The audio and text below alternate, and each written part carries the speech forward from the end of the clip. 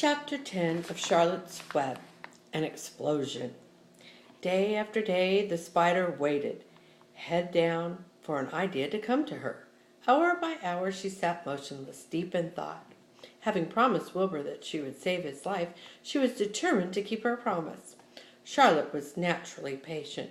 She knew from experience if she waited long enough, a fly would come to her web, and she felt sure if she thought long enough about Wilbur's problem, an idea would come to her mind. Finally, one morning, toward the middle of July, the idea came.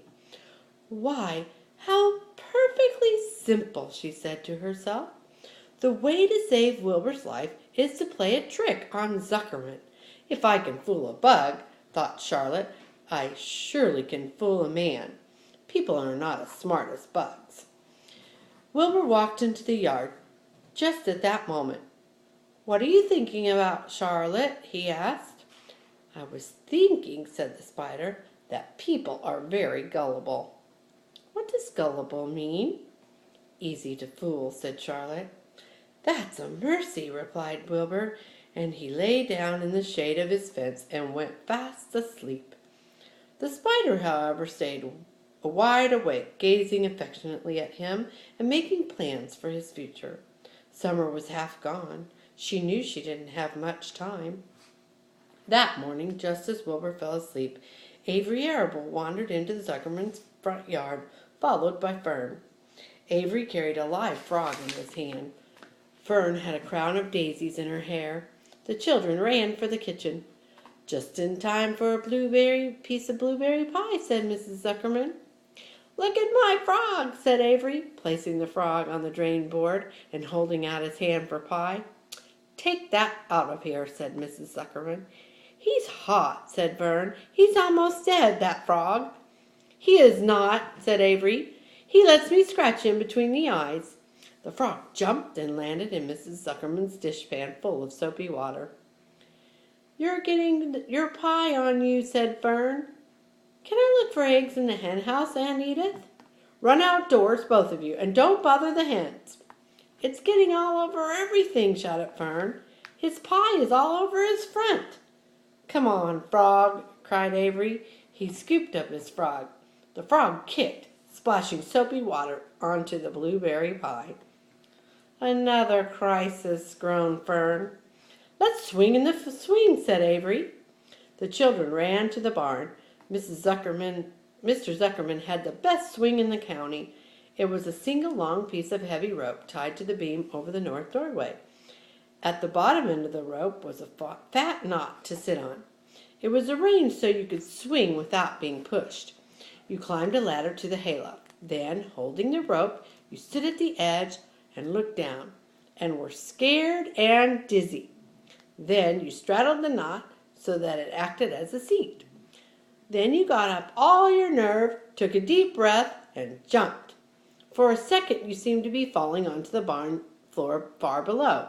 Then suddenly the rope would begin to catch you, and you would sail through the barn door going a mile a minute, with the wind whistling in your eyes and ears and hair.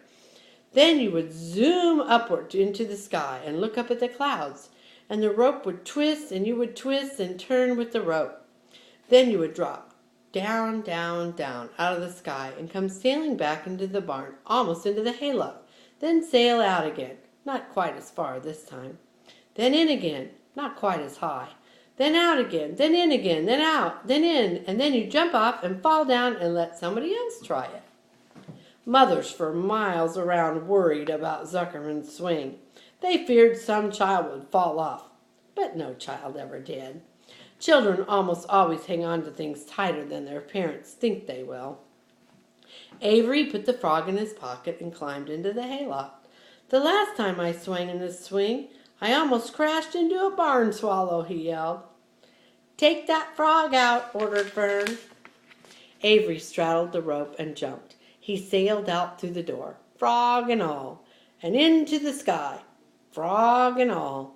Then he sailed back into the barn.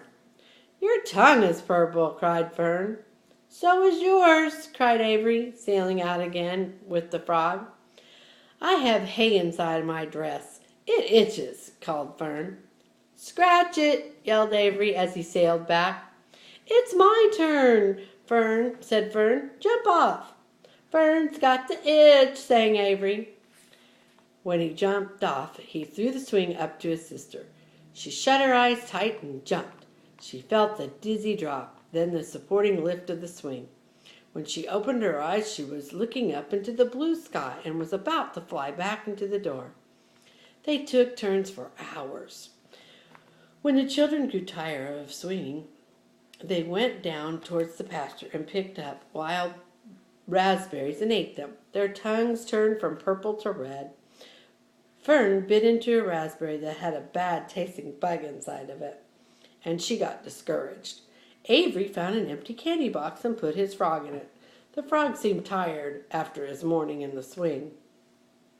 The children walked slowly up towards the barn. They too were tired and hardly had enough energy to walk. "Let's build a tree house," suggested Avery. "I want to live in a tree with my frog." "I'm going to go visit Wilbur," Fern announced. They climbed the fence into the lane and walked lazily up towards the pig pen. Wilbur heard them coming and got up.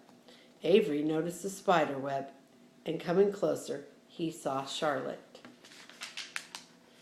"Hey, look at that big spider! It's tremendous!" "Leave it alone," commanded Fern. "You've got a frog. Isn't that enough?" "That's a fine spider, and I'm going to capture it," said Avery.